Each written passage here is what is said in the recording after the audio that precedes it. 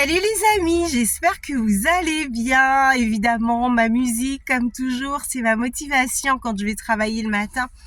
Alors aujourd'hui, je vais vous parler de la peur du rejet. C'est vrai que parfois, on a envie de faire tellement de choses, mais bon, on n'ose pas, on se dit qu'on va pas réussir, ou alors je n'ai pas d'argent, ou les gens vont dire que si, que ça. Enfin, il y a cette espèce de peur-là qui est toujours présente.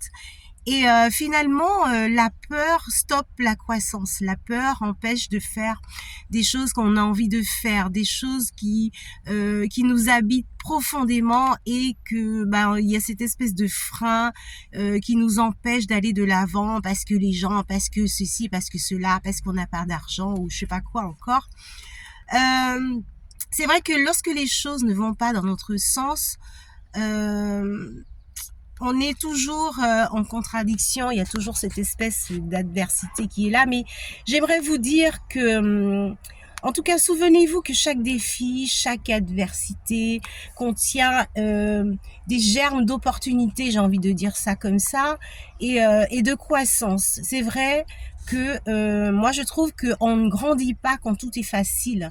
Il y a besoin d'avoir des obstacles. On grandit, d'après moi, quand il y a des obstacles et qu'on arrive à les surmonter. C'est vrai que aussi le rejet, d'après moi, est là pour nous sortir de là où nous sommes, pour justement nous apprendre à travailler sur nous-mêmes et aller de l'avant, oser faire des choses. Et moi, j'aimerais te dire à toi qui as envie, qui a un projet, une envie, tu as envie de faire quelque chose, et tu te mets des barrières partout, tu te freines toi-même puisque tu te dis que tu vas pas y arriver. Et si tu commençais plutôt à faire toutes les choses qui te font peur, tu fais ça comme un petit exercice. Tout ce qui te fait peur et que tu as envie de faire, si tu prenais cette force et ce courage pour y aller, tout ce que tu as envie de faire et que tu penses qu'il n'est pas à ta portée, vas-y, fais-le. Toutes les mauvaises pensées que tu as, du genre tu vas pas y arriver, commence à remplacer par de bonnes pensées.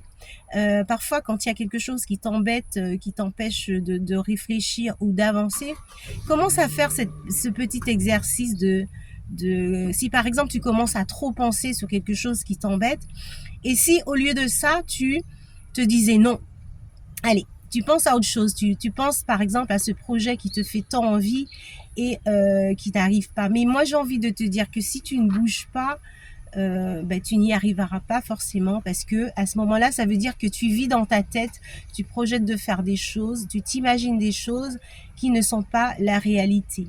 Donc, un petit mot d'encouragement pour te dire, vas-y, fais ce que tu as à faire, et ça te coûte rien d'essayer, parce que si tu restes avec cette envie de faire et que tu ne fais pas, plus tard tu pourras regretter et te dire, et rester avec la même question et te demander qu'est-ce que ça aurait donné si j'avais franchi le pas et que j'avais fait. Parce que au final, le temps passe vite, on prend de l'âge, et les facultés d'aujourd'hui ne sont pas celles de demain.